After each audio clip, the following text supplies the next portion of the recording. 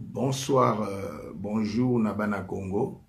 Wabino Molobeli Yamboka, le prophète King M. Bielizé, serviteur du Seigneur de gloire Christ Jésus, analyste politique chargé de presse, il y a président Moïse Katumbi, il y a président, il y a parti politique, mon aîné, Ensemble pour la République. Je suis aussi le fondateur de la Ligue Bantou. Sabana Congo, Ezando Tote, Eza Solo, très bientôt un nouveau Congo.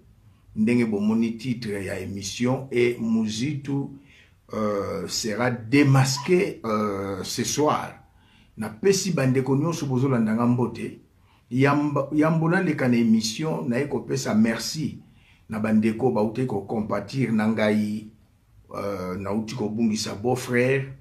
Napesi merci na papa nanga molimo archevêque Coutinho Fernando, à son épouse la servante de Dieu Bishop Emi Coutinho. Merci nanga na ndeko Claude Bokula, représentant ya MLC na Australie. Merci nanga na ndeko Jean-Robert Bopenda kuna na Nouvelle-Zélande, représentant ya MLC. Na bandeko nyonso ya Ensemble pour la République oyo ba compatir na ngai Babengi, Nanzela ya ba WhatsApp, en tout cas, sincère condoléance. Bo compatir nangaï po bibelobi, mieux vaut entrer dans une maison de deuil que dans une maison de festin. Apesibino penza merci, bien aimé, bandeko nangaï, na pesibino ba merci, ba connaissance, na pesibino ba merci, nzambe azolo kumu. Lelo, tozomo na makambo ezoleka na mboka, mosusu ezali rumeur, mosusu ezali information. Oyo bayebisi bino ke Mwilani bakangi ye, basusu bayebisi bino ete Azarias Rubero azana aner, bandeko nanga ezalokuta. Ngazali investigateur monene na sala na demiap, soki bakotia bango maboko ekozala malamu mingi po bato balingi changement ya mboka te. Tozozela mokonzi ya mboka Félix Antoine Tshisekedi aya koyebisa biso maye oya solola kina bandeko bazwaki occasion ya kokutana na ye lokola président Moïse Katumbi Chapwe, président Jean-Pierre Bemba Gombo, président Félix asololi na ba classe nyonso ya mboka na biso. En tout cas, tozozela eloko ya motuya union sacrée pour la nation yangonde. Na makoki ya président Félix Yemogote, makoki ya ba Congolais nyonso na kati na unité oyo président maréchal atikela biso unité nationale Congo wana etikali ya biso Congo au Congolais, Rwanda au Rwandais. Bande konanga ya motuya ya koloba lelo ezali lelo na yepo na koloba ya motuya po ete tokomi na suka ya mbula sanza ya suka ya ngoyo potokota na 2021. Mbulo oyo kokosile la biso boyete esengeli ba oyo bazali ba criminel, ba terroriste, ba sanguinaire obino moko boyebi, auteur ya génocide ya Rwanda ya lobaka ya tuti. Non, lisa se ponaka ekolote e ponaka posote. Tango génocide salamaka na 1994, na tango wana bazayirwa lelo toza ba Congolais bazaki na Rwanda, ba Français bazaki na Rwanda, ba paya bazalaki na Rwanda, lisa se ponaka ekolote. Alors les terroristes sanguinaires, génocideurs, auteurs ya Otobengi génocide ya Rwanda, Kagame alingi kotika Congo te, mais eba komi na suka, Rubero akomi na suka, Hippolyte Kanambe de son vrai nom, alias Joseph Kabila, bakomi na suka. Nyonso bakosala muta kosa binote, bana Congo, tanga na Esaïe chapitre 7, verset 7, cela n'aura pas lieu, cela n'arrivera pas. Na pesi mbote nanga na Mathieu Kapingiri, na pesi mbote nanga na bandeko nyonso bozolanda molobeli ya mboka, prophète King M. Bielizé à partir de l'Afrique du Sud.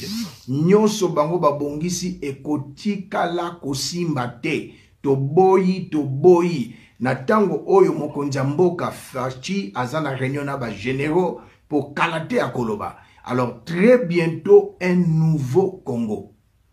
Il y a un temps pour l'occupation, il y a un temps pour la liberté. Il y a un temps pour souffrir, il y a un temps pour se réjouir. Il y a un temps où Tozali assujetti par les Américains ba démocrate ba tcheli biso bato ba nilotique ba nyoko la biso mais oya akela likolo akela mabele akela sena mabele Yesu ayoki lo sambola biso mbote nanga na bandeko nyonso bana Congo très bientôt un nouveau Congo Congo ezosi kolama mpe ya motuya na ekoloba likambo susu ya monene notre très cher parti Otobengi ensemble pour la République très bientôt tokobokomona sortie officielle kuna na Kisangani ngana biyebi ba 11 provinces na yebi ba 26 provinces te o ba lukimemelaka biso na Hippolyte Kanambe pona ko balikanize mboka to yebi yangote. Alors très bientôt na Kisangani sortie officielle ya parti politique ensemble pour la République oye tambisami na mwana mboka président Moïse Katumbi Chapwe. Donc date tokoya ko pesa bino à ma qualité à chargé de presse na ko zongela bino lisusu po na ko pesa bino date oyo biso nyonso tokozala elongo po na ko célébrer sortie officielle ya parti politique na biso ensemble pour la République mbote nanga na président Moïse Katumbi Chapwe na ba cadre nyonso ya ensemble ba ndeko nyonso ya ensemble na pesi mbote nanga na conseiller spécial et politique Salomon Idi Kalonda na mwana mboka Bishop Kadima mwana mboka Francis kuna na Canada mwana mboka prophète Jojo kuna na Bruxelles bandeko nyonso ensemble toza elongo mais ya motuya lisusu na lingile ebisa bana mboka ete eloko nyonso ezalaka ne bandeli pe ezalaka na suka tolandi lokola monsieur Muzitu Adolphe abengi président Moïse Katumbi un petit monsieur bandeko nanga total na kati na ensemble le petit monsieur c'est monsieur Muzitu. Monsieur Muzitu il est toujours derrière mon mboka Martin Fayulu na ebite ceux qui congolais ozali ko se rappeler tant tolobi était Lamuka Bimisi candidat commun Otobengi Martin Fayulu bandeko ya cash baseka kibiso na tango wana bandeko ya FCC baseka kibiso balobi to Bimisi candidat na biso azali ndakala bango biso te bango moko na bengi mbote nanga na ndeko Jean-Claude Rabuni bandeko ya FCC bandeko ya cash balobi candidat na bino ya Lamuka azali ndakala bango nde bapesaki Martin Fayulu kombo ya ndakala. Mais lelo na koyebisa na bandeko bayebi Chiluba po je suis Kassayen moi aussi je suis Kassayen ceux qui balobi Martin Fayulu azalaki ndakala mais Muzitu yo zali 500 kutunga na koko lia yango te na kontaka ngo pe na kati ya ba poisson te Muzitu ozali 500 mbote nanga na prophète Pati Mimbole Zefi Lomele na pesi bino so mbote mais lelo na landi ba émission batu bazolo ba Muzitu afutaka basali na yete mais moi j'ai les noms des agents des ex-agents de la RTVS ou ezali chaîne de télévision ya Adolphe Muzitu nazana kombo ya bato e basala kuna bazali impayé des comptes final à pesa bangote nazali investigateur chercheur bantu na ye na kombo ba kombo ezali 16 ya liboso ya le jeune homme ici Titi Chilambu azalaki directeur administratif et financier lui-même a démissionné il réclame les arriérés de son salaire et son décompte final lelo yo na ko déballer ko démasquer yo Adolphe Muzitu Titi Chilambu azalaki directeur administratif na yo et financier au futa yete azo réclamer les arriérés à salaire na ena des comptes final au futa yete mais kolobake président Moïse Katumbi un petit monsieur maintenant na kacha la muka c'est toi le petit monsieur Muzitu nazana liste ya ba agent ya RTVS chaîne ya monsieur Adolphe Muzitu j'ai 16 travailleurs au balongwa des comptes final bazo senga azo futa bango yangote. Le deuxième nom c'est Edmond Izuba journaliste azo réclamé des comptes final naye Muzitu futa Edmond Izuba des comptes final naye. J'ai fait des recherches, je suis en Afrique du Sud. Oh ndekonanga alemba adios mbote yayo mingi moto ayebiote mawa mingi ndekonanga adios abonga alemba yayo mitanu yangoyo. Nadine Ngalula journaliste azo réclamé des comptes final naye Muzitu afuta yete Francine Ngalula, journaliste, azo de réclamer des comptes final naye. Muzito afuta yete. Gigi Kawadi, journaliste, azo réclamer des comptes final naye. Muzito afuta yete. Bande kobele batangi ba journaliste no futa kabangote ba travers no futa kabangote naye o abengi na lopoto évidence. O boke na justice ba osenga bino évidence. Ndeko Emmanuel Konda Lembe, chef monteur, des comptes final naye azwa yangote. Alongwe na musala ofuta yete. Mais kende na chaîne na télévision ya président Moïse Katumbi nyota. Tango akendaki na exil pendant 4 ans. Bandeko bazo sala na chaîne na télévision nyota bakangi yango na Hippolyte Kanambe o babengi l'immigré clandestin akanga chaîne nyota, mais ils étaient payés. Ils étaient payés. Moïse Katumbi en exil pendant 4 ans. Bandeko bazaki na chaîne na télévision na ye bazalaki payé. Mais yo chaîne na télévision ya Muzitu RTVS1 Tilelo Batuba Longwe Ofuta Bangote. Les noms sont là. Francis Banzulu, caméraman, décompte final naye Ofuta yete. Jérémy Malemba, décompte final naye Ofuta yangote. Monsieur Muzitu, Futa Bandeko yobak décompte final na bango.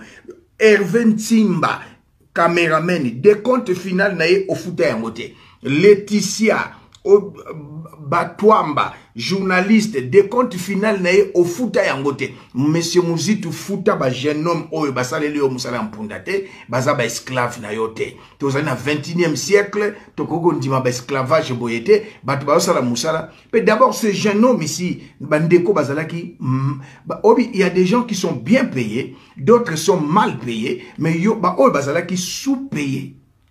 Bazali na ba salaire ya Ebola, salaire ya Corona, que c'est salaire moko diabétique. Donc, aujourd'hui, on peut qu'on foute à bangote. Na 21e siècle, on a $50. Azana mwasi na bana. Mais azo sala na RTVS ya Muzitu. Mais non, foute à bango ba salaire na bango. Tozana Freddy Kiyoyo, journaliste, au foutaye des comptes finalité.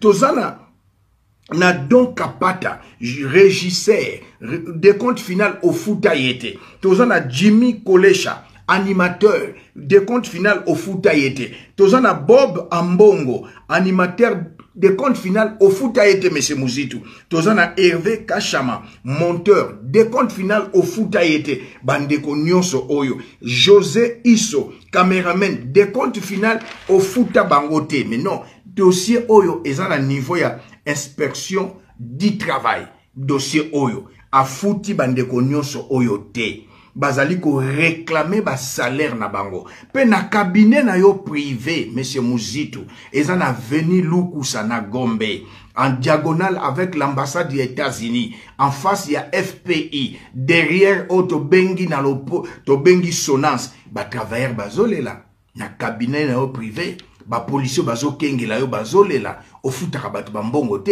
mais appelez monsieur, le président Moïse Katumbi, mawatro, zo benge petit monsieur, nakati na lamuka. Tant que ça là qui bino nyonso na ba Moïse Katumbi. Nana kusoko babako pour na candidat commun. Nsoki Hippolyte Kanambe boya qui Jean-Pierre Bemba postulé, Moïse Katumbi a postulé. Il n'y avait que 3 gros poissons. Président Moïse Katumbi, Jean-Pierre Bemba et Félix Tshilombo. Antoine Tshisekedi. 4e makoko landeza traître oyo bozo soki botinje bozo kosa na kobela, c'est comment il s'appelle, Vital Kamerhe. Bapona Hippolyte Kanambe, l'immigré clandestin, a boya ki Jean-Pierre Bemba a postulé, a boya ki Moïse Katumbi a postulé, bango ba poninde yo. Candidat na procuration. Na énuméré ba kombo ya bandeko nyonso oyo. Je suis en Afrique du Sud, mais na yebi ke cabinet privé na yo ezali na avenue Lukusa, en diagonale na ambassade ya États-Unis, en face ya FPI, et pesi mo Congo national, ba policier ba futamate, bata musala ba futaka bangote, mais lelo yo telemi ozolo ba n'importe quoi, ozui mwana na yo, tala ba biloko musu, ba intellectuel ba na mboka te, ta fille Benoît Mouya ya Muzitu. Oche yesiko abana okamba musa nini abana okamba nini entreprise na yo, et comme le quoi na ba église, papa kufi mwana a remplacer, mwana kufi mama a remplacer, mama kufi mwana muso a remplacer, okomi na babilo kwa boy. Non, tozo senga na yo muzitu na ye ko senga na yo muzitu futa Titi Chilambu, directeur administratif et financier. Il a démissionné de lui-même.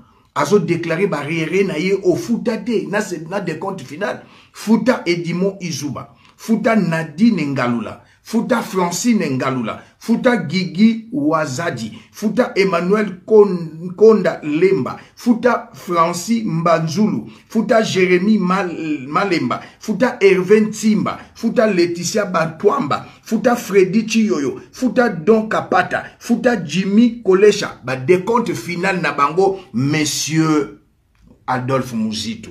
Tala balobi soko lingolo ngola mpoti na liso moninga tala tofina na litoi na yo. Osa exemplaire te. Je suis un homme de Dieu, na boko kota na ba détail musu ce n'est pas bien. Même na famille no biologique na boko kota. Ton épouse azo souffrir. Na mama kambo so sala même na libota na kokota makambo. Ozoko nyoko la Chantal Ngalula, c'est ta sœur, c'est ta femme. Na boko kota na ba détail. Na boko kota na ba détail musu su famille a moi sino eza na ngaba. Makambo sala kakuna na boko kota na ba détail. Et j'ai la liste des parcelles oyo somba na mbongo ya kimoyibi. Dire que j'étais un ex-premier ministre. Mais le bas peut qui ministre à budget. Monsieur Adolphe Muzitu. Tala, ce qui président Moïse Katumba Rotika la koya no la yote. Bola moya sala toko le banyon sauté. Il y a des partis politiques na Kinshasa wana bazana besoin à congrès. Président Moïse Katumba bimisa 1 500 000 $. Toko tanga comme parti politique wana te. Ba parti politique mususu bali bazana besoin ba député na bango ba la campagne. Président Moïse Katumba bimisa mbongo. Na 2015, Bossalaka marche. Hier, Azalaki gouverneur. Na 4, Azalaki n'a pas perdu. Mais Asunga bino raison pour laquelle Bakangan de Konabiso, Obabengi honorable Mouyambo. Non, monsieur Muzitu, Zala quand même n'a respect. Zala quand même n'a respect que Tika N, Tika Mute Mamabe. Le patriarche a Bengana yo pour Mute Mamabe. Patriarche a Tika Biso paix à son âme. A Bengana yo na palou pour Mute Mamabe. Pe yo ozala ki premier ministre ba bengana yo ba forcer yo osala lettre à démission ko ya gialo muta remplacer ki yo nana yebi histoire ya Congo te lelo na ko démasquer yo ce jeune homme baza 16 baza na besoin futa bango décompte final na bango kati na bango mususu basusu bazana ozoba na bango na ko futa bino mbongo na bino te po boza oza muluba mais moi c'est ndaku na ozana ndaku no c'est Chantal Ngalula aza muluba. Mais pourquoi dire des bêtises comme ça, monsieur Muzitu? Bientôt, un nouveau Congo. Na 2023, vous avez la candidat. Pour la mouka na 2023, vous avez susté. Yonde mouto obomi la mouka. Na Jean-Pierre Bemba Rochali Baya. Moïse Katumbi Rochali Baya. Il n'y aura plus de candidats communs. Bozalaki na la mouka pour na tanguana. Mais en 2023, avec l'union sacrée, Tozo Zela, Maloba ya président Fachi Tangakoloba, na 2023, président Moïse Katumbi a postulé. Wanangazali chargé de presse na solva na bino. Na décembre, na ko fixé, na ko zonge la bino, na fixé bino lisusu date. A ko postulé. Jean-Pierre Bemba ko postulé. Et Muzitu, tu appartiens au passé. Na ko simba ndeko fayolute, po ya lo bakite. Ezali yonde muto lo baki. Muzitu, tu appartiens au passé. Bakolo bake ba candidat so bako postuler te na Congo ngana yo to postuler batu bako votenga. Je suis connu kolekayo na bondi na bitumbo depuis 2003 na mouvement Sauvons le Congo ya papa nanga Molimo Coutinho Fernando. J'ai 17 ans de lutte. Je suis constant. Je ne suis pas corruptible comme toi. Tu es au service de Joseph Kabila. Tu n'as même pas honte de dire des bêtises. Non. Tu dois dire respect au président Moïse Katumbi Tchapwe. Ako ko engagé yo, moi si na yo, banana yo, même na 4e génération, azo futa bino même 200 000 $. Président Moïse Katumbi a yé na politique na 2007. A kendaki exil, a tango af de la koti, a ken exil, a yé na 2007. Na kongnambo, a yé na bozui na yé. Mais dire des bêtises comme ça, pourquoi? Ayena Bozuinaye, président Moïse Katumbi, Ayana Bozuinaye. Il ne s'est pas enrichi comme gouverneur, mais non. Akenda n'exil na na 97 ake na Zambie botu na Kabulu mwa na Kabulu akutie na société na ye ya pêche industrielle akutie na mine ya émeraude.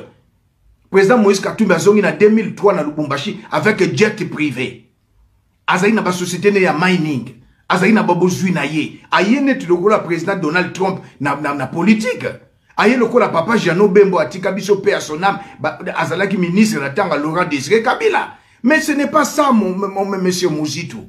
Yo lingi ba respecter, yo, mais tu ne te respectes pas. Je suis un homme de Dieu, je ne peux pas t'insulter. Mais bandeko natangi ba agent ya RTVS 16 oyo futa ba décompte final na bango. Sala ba investigation. Chaîne ya président Moïse Katumbi comme nango nyota, ilingo laksa étoile. À Kenya 2015, l'exil, les travailleurs étaient payés. Monsieur Mouzitou. Monsieur président Moïse Katumbi à quel exil, bah travailleurs y a télévision à Enyota étaient payés jusqu'à bah Fongoli chaîne à télévision, ils étaient payés. Tu n'es pas un modèle. Pourquoi se comparer à président Moïse Katumbi? C'est l'homme politique congolais le plus généreux à Congo. Yoko se comparer na yete. C'est l'homme d'État africain le plus humanitaire. Mais le président Moïse Katumbi ndeko mwasi wana ze lenge azana cancer ya sein do bengi na lingala libele ye wana président Moïse Katumbi azuye abasoigner ye bolamo président Moïse Katumbi asala soki tolobi na ko tangango na ko sala même plus de 1 million de vidéos. Mais non monsieur Moïse Adolphe Mouzitou ça là quand même na respect et bana na ye ko ngai na ye na compte na ngai ko senga na président Moïse Katumbi Tchopwe, l'homme qui écrit le futur. Président Sokoko Kozo charge ya banoyo. Sokoko kanisa bandeko yo 16. Président Moïse Katumbi Tchapwe oza motabo lamu. Sokoko kosala bandeko yo 16. Ba décompte final ba futi bangote. Na epai na yo président Moïse Katumbi. Na epai lisusu epai ya conseiller spécial et politique Salomon Idi Kalonda. Soki bokoko kanisa tabana oyo. Bolamu président Moïse Katumbi osala ezebele. Kanisa tabana mibali oyo na basi oyo 16. Ba agent ya RTVS oyo 1 ya RTVS 1 ya Adolphe Mouzitou président Moïse soko kochata loboko ndengo chaka okanisa tabano bazo souffrir na vie ba il y a des gens qui sont très bien payés, les autres sont bien payés, bamsou bazali mal payés, osko catégorie asuka bazali sous-payés. Na 21e siècle Adolphe Mouzitou ces jeunes les gens au fouta au salaire ya Ebola, salaire au babengi ya corona, salaire diabétique, mais au $50 par mois, $80 par mois, na chaîne la télévision. Tout n'a pas de basala kana nyota, bazora combien? Un directeur administratif et financier, ya nyota, il est véhiculé, chaîne de télévision à président Moïse Katumbi. C'est regrettable. C'est regrettable. Monsieur Mouzitou n'a écrit qu'au démasqué. Et pour la construction qui sa peuple congolais, boye bate, tozana un nouveau Congo. Bientôt le président Fachi à Koloba. O bazo ebisa bino, bazo tchaba makelele ye wana koti na boloko a gangi, un kadogo, a lobi lingala na kimukolo, ogolia mbuma, tala, biso doba kinoa, je suis né, grandi à Guine. Soko zano kadogo, ucho ye, oyebi lingala te kangambanga. Mais aïe a lobi ba bêtise, Hippolyte Kanambe a kipé. Oh, yazana soki magie, yazana prison. Hippolyte Kanambe a kipé. Et je suis très étonné comment on a bandé comme ça dans la diaspora, surtout diaspora, pour ça la mission. Hippolyte Kanambe, mais non. Bakangi Moutouna Yazolo Bate, ceux qui magie, le nom là, je peux pas prononcer ça bien. Aloba qui n'importe quoi dans la prison. Oh, ce soit Bernabé, Yewana Kena Loboaku. Basili. Hippolyte Kanambe asili akokali sousouté tozana union sacrée pour la nation, mais yo journaliste animateur osala YouTube na yo na poto surtout en Europe ozo sala des missions oyebite ko ozolo ba pour Hippolyte Kanambe sans le savoir basusu bazo sala yango pona ba YouTube na bango ba futaka bango, mais biso l'Afrique du Sud social les até ba futaka bana te ba futaka ba mama te to futa makate na social, mais yo za na États-Unis oza na poto bazo futa yo mbongo, mais osala YouTube na yo il faut qu'on critique mboka tolobaki nini ke Kabila Félix akabwana na Joseph ye wana akabwana na Joseph moyo zaka toujours matin midi soir ma finga, matin, midi, soir, kolobaka n'importe quoi. Mais non, je suis désolé. Toujours c'est la présidente Fatia Koloba. Tokosonga bisonyos. Coalition c'est Koufi. Mboke tambu samaka na coalition te. Mboke tambu samaka na constitution. Constitution de boussole ya mboka. Ezalaki mo lobeli ya mboka. Prophète Élisée, serviteur de Jésus-Christ, fondateur de la Ligue Bantou, chargé de presse et président Moïse Katumbi. Naeko senga na président Moïse Katumbi Chapwe, l'homme d'État africain le plus généreux du monde. Talaba jeune homme Oyo 16. Bazo senga décompte final na bango. Moïse abeti kara. Et plutôt nani Adolphe Muzito abeti kara. Bazalaki ba agent ya RTVS1. Na yeko senga epa na yo président Moïse Katumbi. C'est conseiller spécial et politique Salomon Idi Kalonda. Bokanisa taba jeune oyo 16. Na bolamo bosala na mokili mobimbeye bana. Bokanisa ba bilenge oyo 16. Bazo nyokwa mana ville à Kinshasa. Ils sont au nombre de 16. Si vous avez besoin, ba poste, ba combo na kopesa. Pe nazo senga na Cyprien même na Peter Chani, RDC TV, ole ki sa émission oyo. Bandeko bayebi Peter Chani na kisasa, ale ki sa émission oyo na chaîne na ye, po muzitu pe amona yango. Peter Chani, be émission na landaka yango, et na ye ko senga en public, lelo nga prophète Élisée, soko kubandiko ko banako chaba vidéo na ngai na site na yo po ba bazana poto banda na bandiko lobela Union sacrée pour la République na senga président Fachi pardon na senga président Sassou Nguesso pardon baboy et j'ai compris que ce sont des satanistes. Alors président Moïse Katumbi Chapwe l'homme humanitaire na sengi na yo président au kansata ba bilengo yo 16 bazo souffrir. Bandeko nanga tokuta na mbala sima mbote nanga na bino nyonso na lingi bino nyonso bientôt un nouveau Congo na ba nyonso président Fachi ayambaki balobi un nouveau Congo, un nouveau départ. Et j'aimerais dire à quelqu'un, le bonheur c'est un choix. Le bonheur c'est un choix. Moïse Katumbi mon choix. Merci, à la prochaine.